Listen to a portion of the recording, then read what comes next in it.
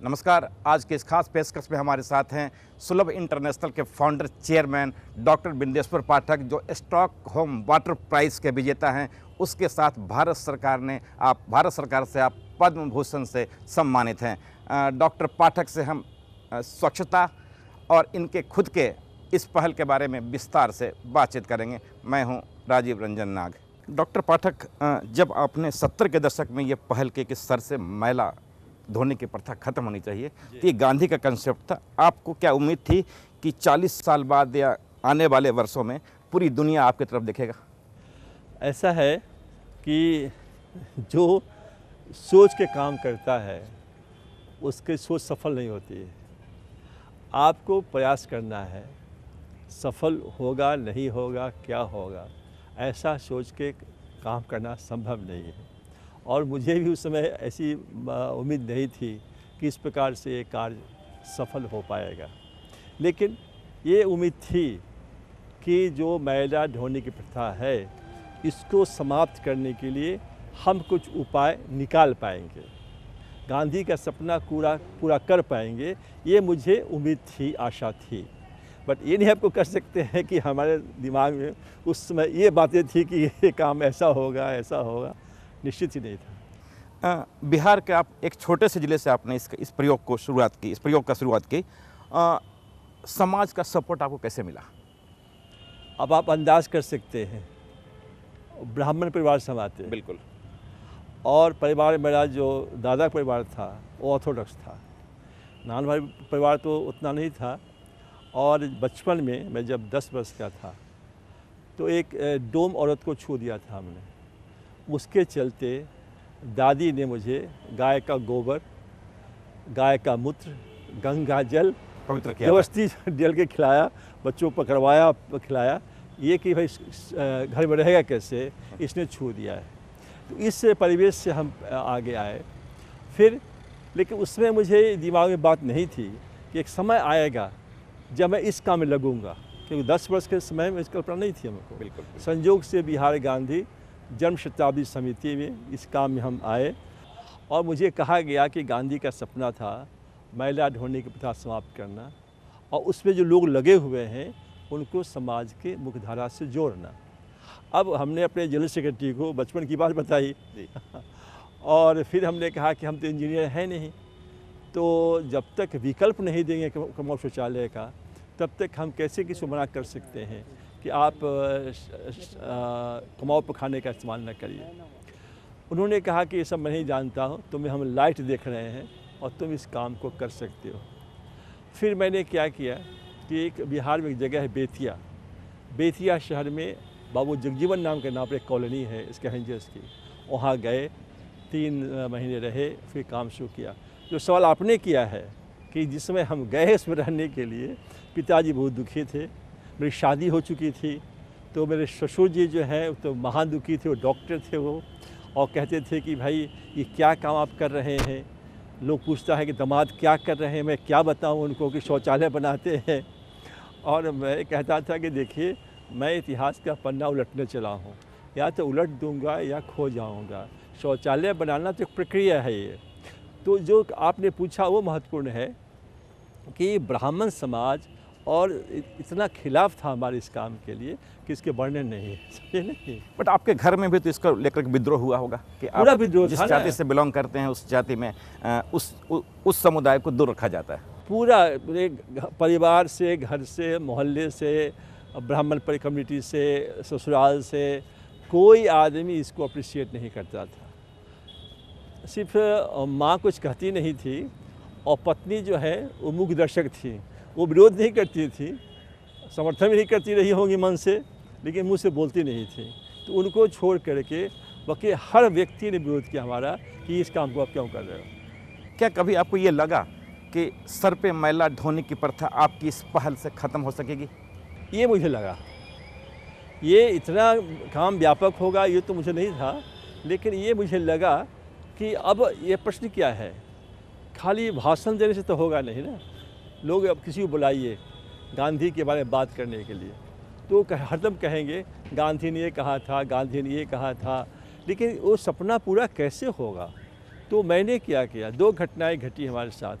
Bettiah colony में हम जब थे, एक नई नबीली दुल्हन, उसको उसकी सास, उसका ससुर और उसका जो पति सब उसको मैला ढोने के लिए बाध्य कर रहा था और जो रो रही थी, तैयार नहीं थी जाने के लिए। मैं गया, मना किया, लेकिन माने नहीं लोग। कहीं कल से सब्जी बेचेगी तो कौन खरीदेगा इसका, आप जानते हैं। ये हमारे भारत के समाज में सबसे दुखद है स्थिति है कि एक आदमी आज़ादी के पहले जिस समाज में जन्म लेता था छूत के घर में, वो कभी भी दूसरे में नहीं जा सकता था।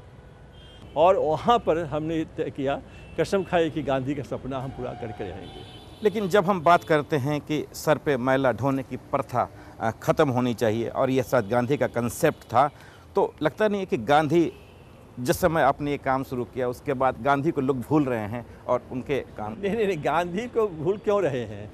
क्योंकि गांधीवादी लोग गांधी के बारे में सही बात लोगों के सामने नहीं ला रहे हैं। गांधी ने जो, आप एक बताइए हमको बात, जो गांधी ने कहा हो और प्रासंगिक नहीं हो, वो गांव का उत्थान हो, नारी का उत्थान हो, शिक्षा की बात हो, समाज बदलाव की बात हो। गांधी ने कहा था अहिंसा के माध्यम से जो बदलाव समाज में आएगा वो अस्थायी होगा और जो हिंसा के माध्यम से होगा अस्थायी होगा। गांधीवादी कौन है? जो दूसरे को सहायता करने का मन रखता है वह गांधीवादी है। तो ये गांधी की व्याख्या ही इतनी संकुचित हुई है कि लोग, एक प्रचार हो गया है कि गांधीवाद जो है लोग नहीं मान रहे हैं, गांधी को लोग भूल रहे हैं। ऐसा कुछ नहीं है। जब आपने सर पे मैला ढोने की प्रथा के खिलाफ एक आंदोलन की शुरुआत की तो नागरिक समाज का कितना सपोर्ट आपको मिला?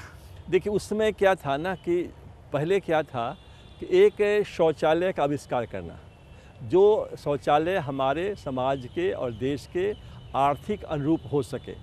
यदि हम सीवर सिस्टम हमारे यहाँ है उतना कॉस्टली है बनाना चलाना, उससे समस्या का अंत नहीं हो सकता था। गांधी ने स्वयं लिखा हुआ है कि जब तक ये मैला ढोएंगे तब तक इनके साथ बैठकर खाना कोई नहीं खाएगा। तो सबसे बड़ी ज़रूरत थी एक ऐसे शौचालय का आविष्कार करने का जिसमें कि मानव बल को ढोने के लिए लगाना न पड़े किसी को। और हमने सुलभ शौचालय का जो आविष्कार किया, इस सबसे बड़ा इम्पोर्टेंट इन्वेंशन था हमारा। और इसी के कारण आज जो मैला ढोने की प्रथा है वो समाप्त हो रही है और जो खुले रूप में शौच जाते करने के लिए वो समाप्त हो रही है। और ये तकनीक इतना कारगर साबित हुआ है कि दुनिया में जा रहा है। तो कहने का मतलब ये था कि पहले हमने तकनीक निकाली। अब शुरू में हम इंजीनियर हैं नहीं। जब हमने बिहार सरकार से कहा तो लोगों ने कहा कि साहब ये संभव नहीं है, ये शौचालय कौन क्या होता है, इसमें कोई तकनीक नहीं है, कुछ भी नहीं है, ये हम्बग है ये। तो फिर हमारे एक सचिव थे, उसमें तो बोलता था स्वायत्त शासन विभाग, अब बोलता है नगर विकास। उन्होंने कहा कि नहीं, यह नई योजना है, नया विचार है, इसको करके देखते हैं कि सफल हो गया तो इतिहास का पन्ना उलट जाएगा। तो उन्होंने हमको मौका दिया और पहली बार बिहार सरकार ने इसको मान्यता दी। आपकी इस पहल से हजारों की संख्या में जो मैला ढोने वालियाँ थीं उनको उनका सम्मान मिला है, वो समाज की मुख्य धारा में गई हैं और उनको अपने धार्मिक रीति रिवाजों के साथ उनके साथ खाना खिलाया है। क्या लगता है कि इससे समाज सुधार की दिशा में कोई फ़र्क आता दिखा? सबसे बड़ा फ़र्क दिखाई पड़ेगा आपको कि पिरामिड देखा होगा आपने, जिसको हिंदी में पिरामिड कहते हैं, अंग्रेजी में पिरामिड कहते हैं। तो पिरामिड के ऊपर में कौन लोग हैं? ब्राह्मण, क्षत्रिय, वैश्य। और बॉटम में कौन है?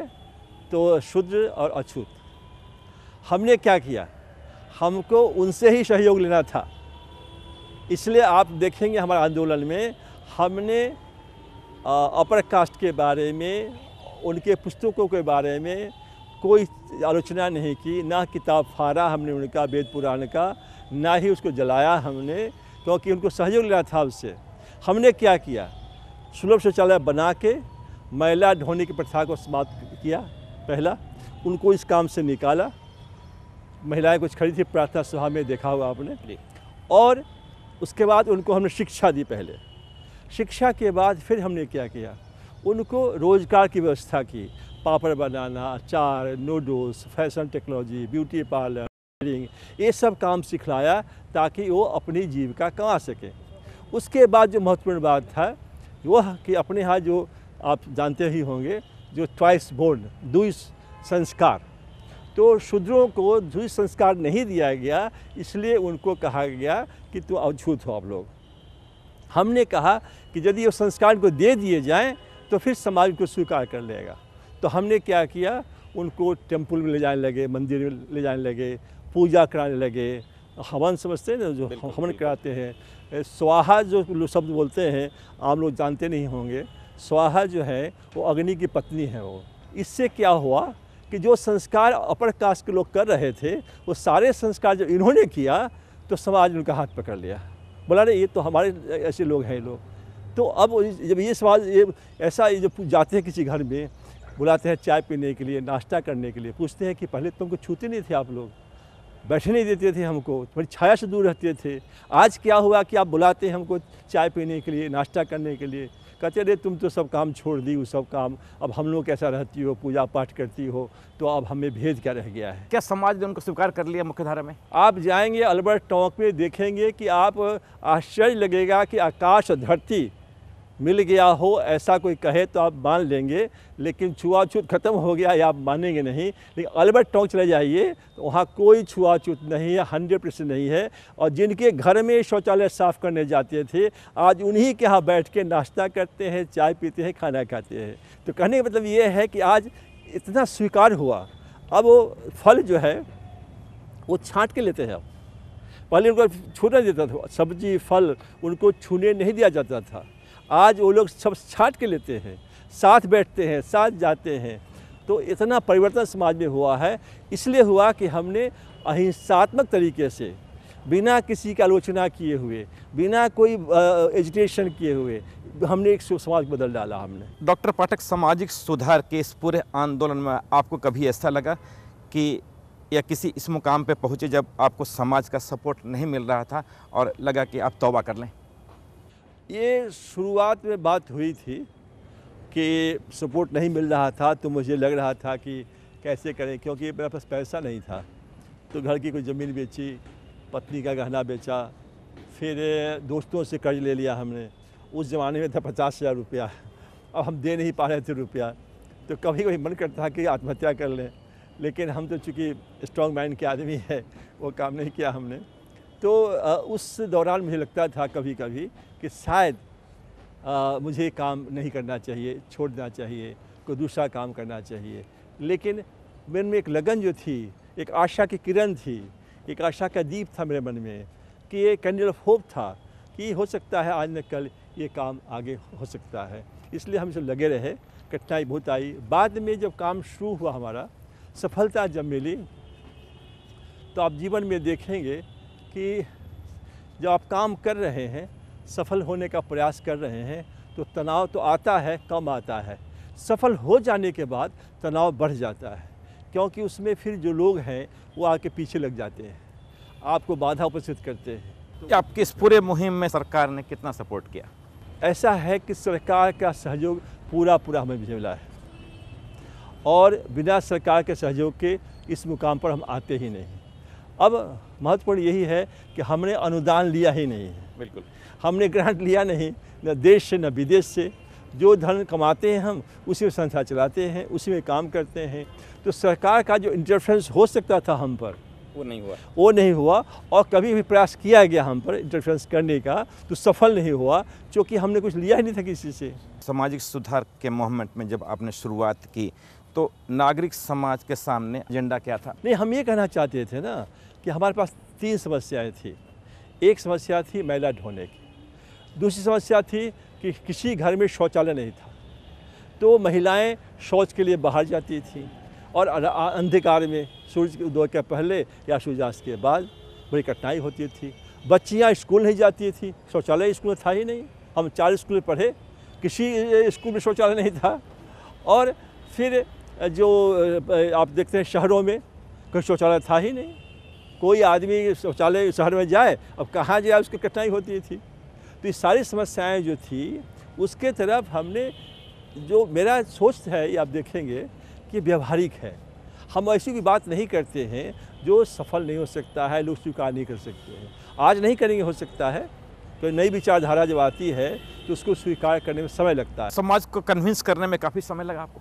समय लगा, वास्तव में लगा। करीब विरोध भी हुआ? विरोध भी हुआ, वो भी हुआ, सब कुछ हुआ। लेकिन ये है कि जो करने वाला व्यक्ति है, यदि वह दृढ़ प्रतिज्ञ है, उसको यदि उस मन में उसको एक पैशन है कि इस काम को हम करके रहेंगे, और जीवन में एक उद्देश्य और एक जीवन, या एक जीवन एक उद्देश्य यदि है, तब तो सफल कर लेंगे आप। डॉक्टर पाठक, 40 साल की इस यात्रा के बावजूद कई राज्य आज भी ऐसे हैं जहां सर पे मैला ढोने की प्रथा पर काबू पाया नहीं जा सका है। ये बात सही है, इसलिए कि जो हमने कहा करने के लिए, हमको तो सहयोग मिला और जहाँ मिला हमने किया, लेकिन जो कहा करने के लिए सरकार को, सरकार ने उस काम को नहीं किया। उसी के लिए समस्या हुई है गांव में शौचालय की भी, और वही समस्या है अभी जो मैला ढोने की प्रथा उसमें भी। तो जो हम कहते हैं सरकार उसको करे तो ये बहुत जल्दी समाप्त हो सकता है। तो ये थी पहले दौर की बातचीत। अगले दौर की बातचीत में हम बात करेंगे डॉक्टर पाठक के शुरुआती आंदोलन के बारे में। फिलहाल एक छोटा सा ब्रेक।